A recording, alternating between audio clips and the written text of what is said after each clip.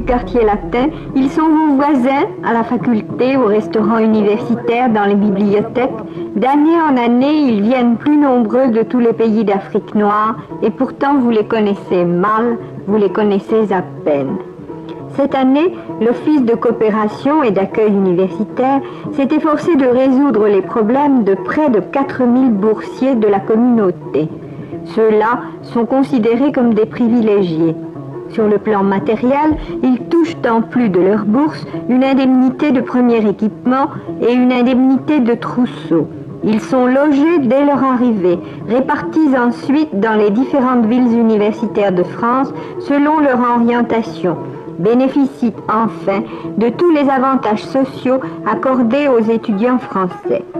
D'autre part, orienteurs et psychologues s'appliquent à les aider à préciser une orientation correspondant à leur goût et à leurs aptitudes, souvent mal définies au départ.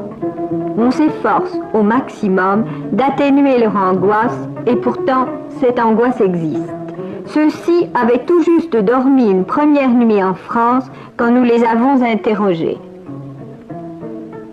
Alors monsieur, comment vous appelez-vous, s'il vous plaît? Je m'appelle Bachot Étienne. Oui? Vous venez d'où? Je viens de Cotonou. C'est du Dahomey. Oui, madame.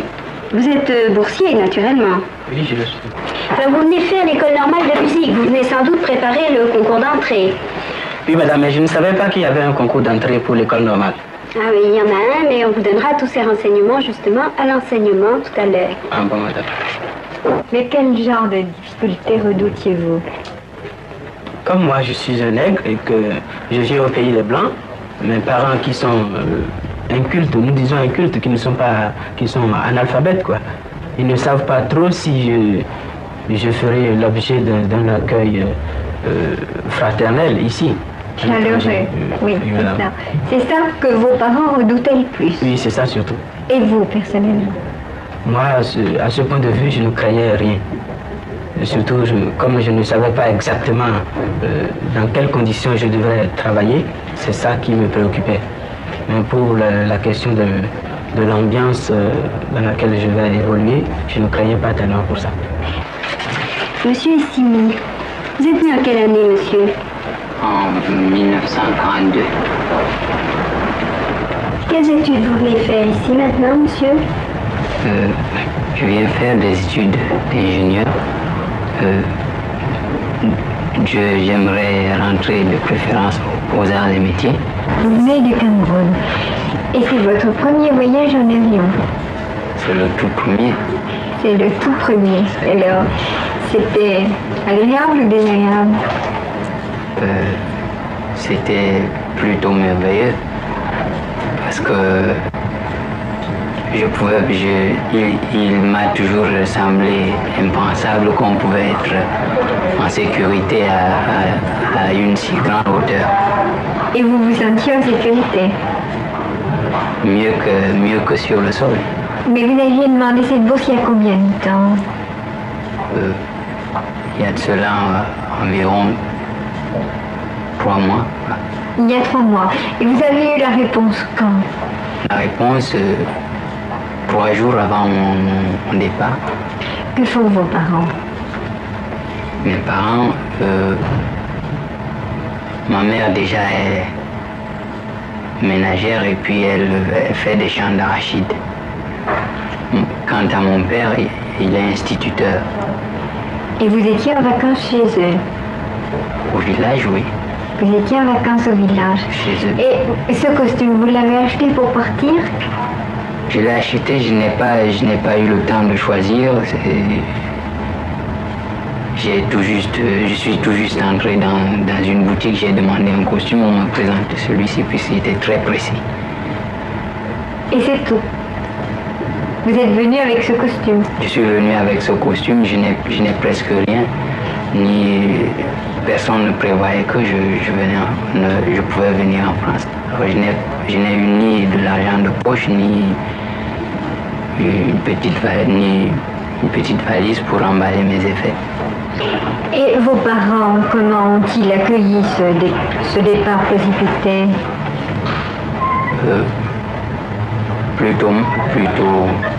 ils sont plutôt sceptiques. Sceptique sur quoi? Sceptiques sur les études que je vais faire. Ils ne savent pas si ce sera des études aussi lucratives que je le pense moi-même. Parce que vous pensez que si vous réussissez vos études, vous pourrez avoir une bonne situation. Une très bonne situation. Quant à eux, ils pensent que c'est une perte de temps, les études supérieures. Donc vous êtes venu un peu contre leur gré? Contre leur gré, c'est ça. Cependant, votre père était instituteur. Je parle de la majorité. Il n'y a que mon père qui pouvait voir la chose à peu près objectivement. Objectivement, c'est ça. Est-ce que vous pensez que ce sera difficile de faire ces études? Il y a surtout le problème de l'adaptation, c'est-à-dire la vitesse de travail n'est pas la même que chez nous. Et puis on dit les petits Français, c'est-à-dire ceux qui seront mes camarades, être d'une intelligence prodigieuse. Alors, ça m'inquiète beaucoup. Ceux qui ont une bourse et une chambre où se loger ont moins que les autres à redouter des contacts humains difficiles dans une ville où leur rythme de vie empêche les gens de se parler. Mais les études sont déroutantes et la naïve inquiétude des premiers jours fait souvent place à un sentiment d'insécurité plus amer. Malgré le confort rassurant du pavillon d'outre-mer dans les jardins de la cité universitaire, on se demande avec anxiété au prix de quels efforts on obtiendra le diplôme qu'on est venu chercher.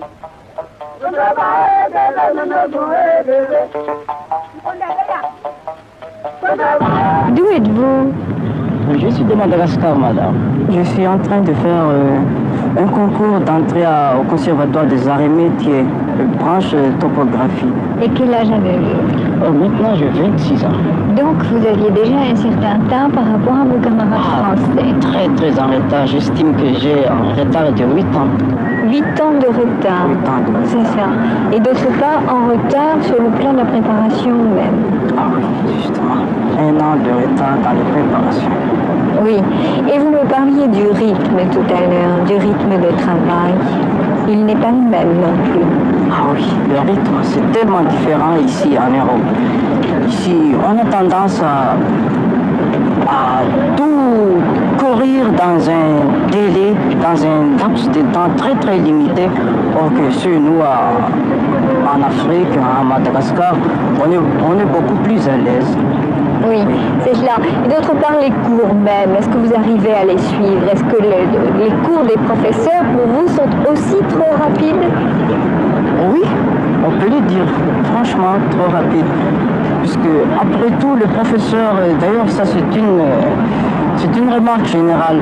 Ici, le professeur ne s'occupe pas tellement des élèves. Pour lui, il suffit de faire des cours et puis d'interroger. Et puis il s'en va. Alors les élèves, c'est à nous, élèves, que nous nous débrouillons pour faire le mieux, pour pouvoir suivre. Oui, et là, vous vous êtes senti très seul? Ah oui, dans ce cas-là, très très seul, d'accord, oui. Et si vous échouez, que ferez-vous? Alors là, je continuerai ma préparation jusqu'à ce que je m'intégrerai. Jusqu'à ce que vous ayez réussi. D'accord. Vous aviez une bourse en arrivant? Non, je n'ai pas eu de bourse. Maintenant, j'ai passé 2 ans sans bourse. 2 années difficiles. Très difficile. Difficile à quel point de vue? En effet, je n'ai pas eu de logement quand j'arrivais ici. Alors, il m'a fallu me débrouiller partout. Et d'abord, les chambres que j'ai trouvées, c'est trop cher. Vraiment très cher par rapport en Afrique. Oui. Parce que chez nous, en Afrique, avec un étudiant, lorsqu'il a 1500 francs CFA, soit 3000 francs anciens francs français, nous pouvons vivre pendant au moins 2 mois. Oui. Alors qu'en France, ça ne peut pas trouver. Oui. Alors ça, c'était pour moi une grande difficulté. Oui, vous étiez venu avec quelle somme? Je suis venu d'abord, je suis venu ici avec peut-être 40 40 000 francs CFA, donc 80 000 francs anciens francs. Pour vivre combien de temps? Je suis venu d'abord, mes parents m'avaient dit il faut que j'aille et ils m'enverront 6 ans, quelque chose, de l'argent par la suite. Oui. Malheureusement. Donc c'était l'incertitude. L'incertitude. Oui. Parce que d'abord, quand je suis venu ici, je leur ai écrit et la situation économique était encore très lamentable et ils étaient incapables de m'envoyer de l'argent. Est-ce que vous avez connu le préjugé de couleur aussi?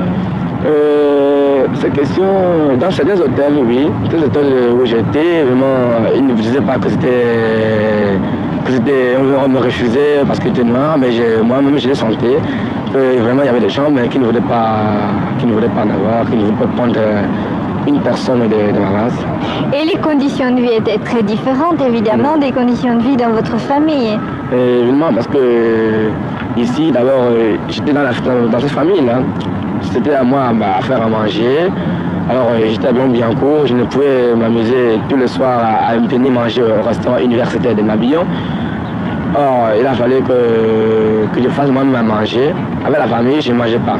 Or, moi qui étais habitué à manger toujours ensemble avec toute la famille, avec des copains, des amis, alors j'ai passé vraiment 3 mois, 4 mois seul, à manger tout seul comme un égoïste, hypocrite, alors que chez nous, ça ne se fait pas. Problème d'études, problème d'argent, changement brutal des habitudes de vie, méfiance à laquelle on se heurte encore trop fréquemment sous le prétexte qu'on a la peau d'une autre couleur, tel est le lot des difficultés quotidiennes, accusées peut-être par le rythme précipité de la vie à Paris. Alors, choisir la province, est-ce une solution qui permet de s'adapter plus facilement ?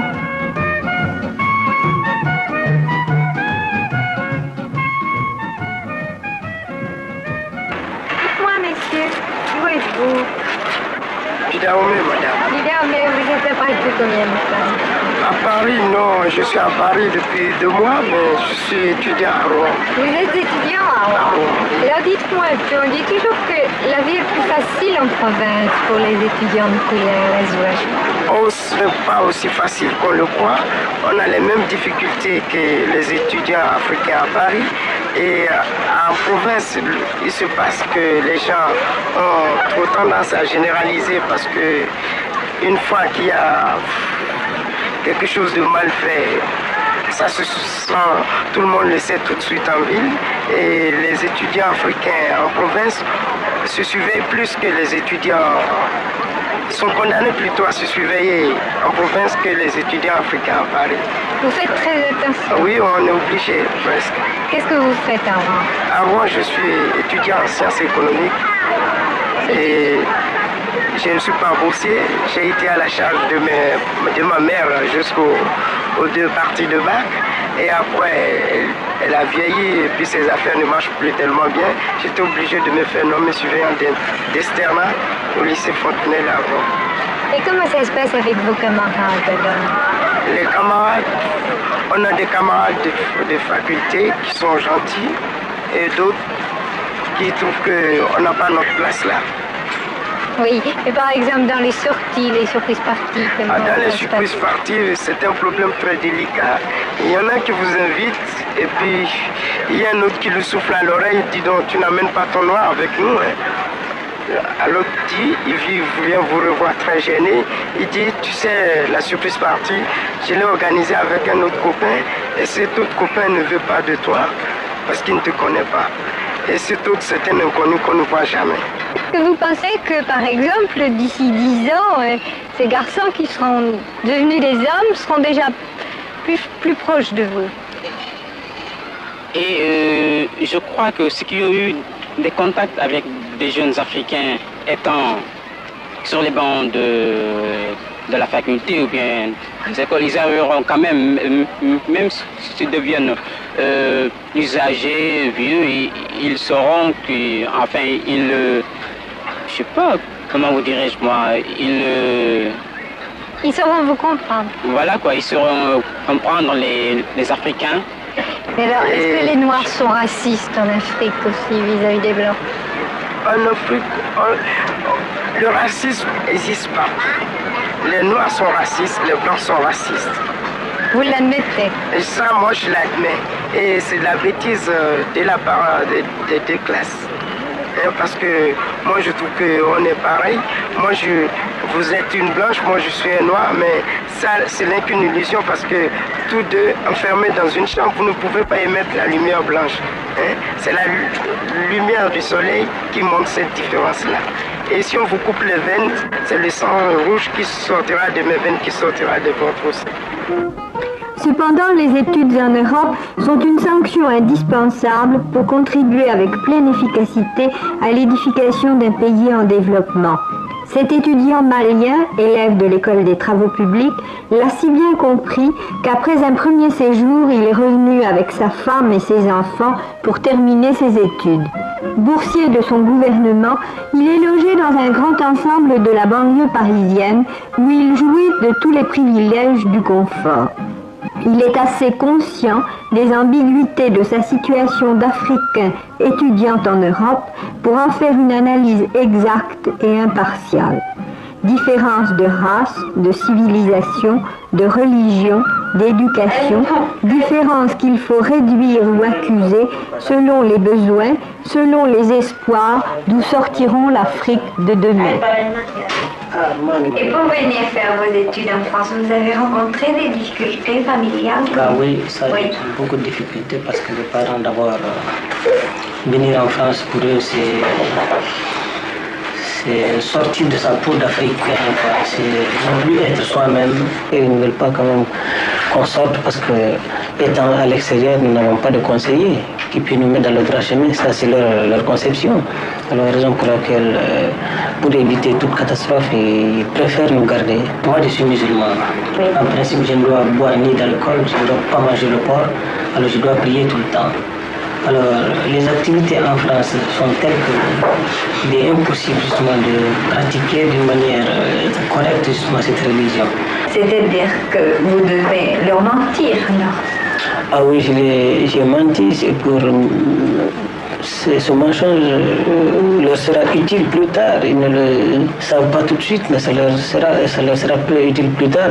Et parce que il y a mon intérêt, et quand je dis mon intérêt, c'est l'intérêt aussi de ma famille. Et là, vous êtes venu justement avec votre épouse. Et je suis venu avant mon épouse. Oui, mais cette épouse, elle a été choisie par votre père?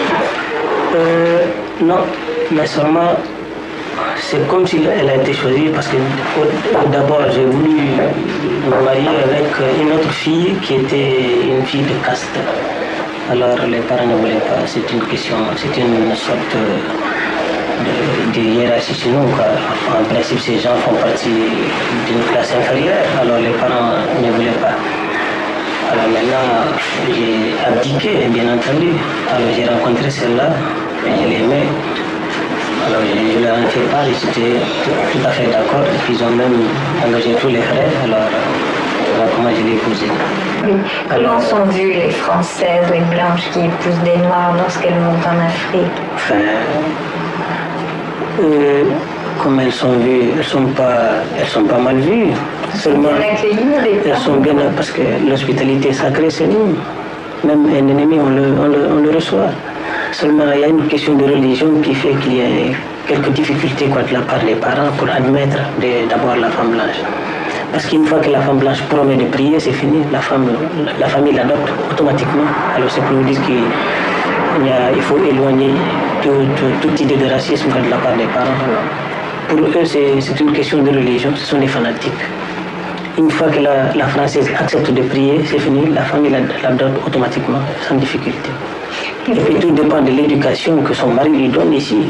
Parce qu'il y a certains maris qui n'expliquent pas clairement ce qui se passe en Afrique. D'autres se font passer pour des fils à papa, des richards. Quand ils partent en Afrique, c'est une déception de la part de la femme. Quelle idée vous faisiez-vous des Français avant de venir et quelle idée vous en faites-vous maintenant? Avant de venir, les Français, pour eux, c'était tous des colonialistes, quoi, des colons. C'est-à-dire que des gens qui viennent chez nous pour nous prendre tout sans rien laisser. Mais cette idée, on peut dire quand même qu'elle est fausse au départ parce qu'on ne peut pas juger toute la France partant de quelques individus qui sont partis à l'aventure. Et alors maintenant, quelle est votre idée de la France?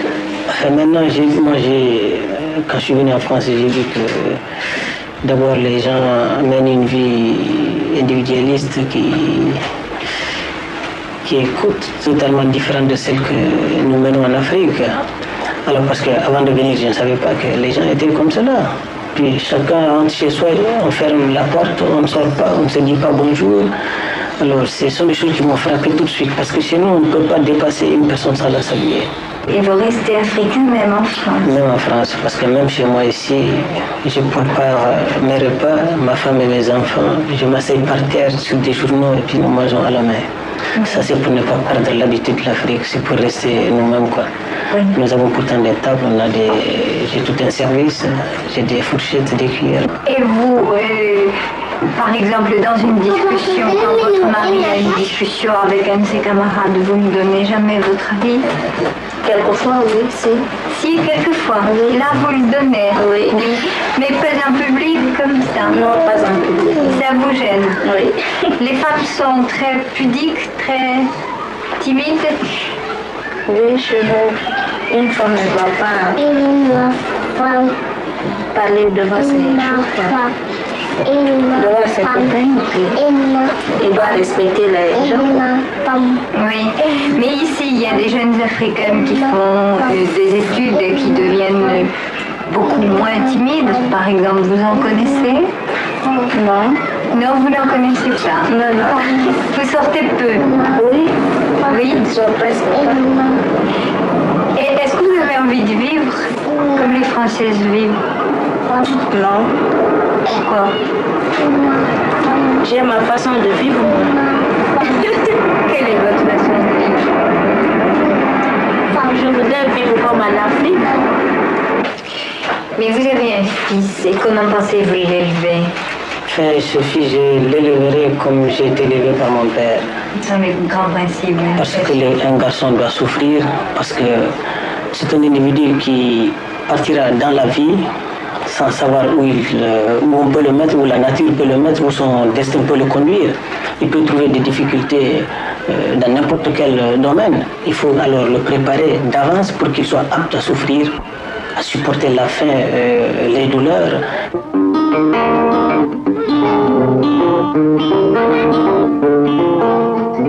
Connaître les problèmes de ces étudiants africains, c'est tenter de rompre l'isolement dans lequel vous les laissez trop souvent par indifférence. C'est aussi contribuer à un avenir de collaboration étroite en s'efforçant, comme cet étudiant malien, de comprendre avant de juger.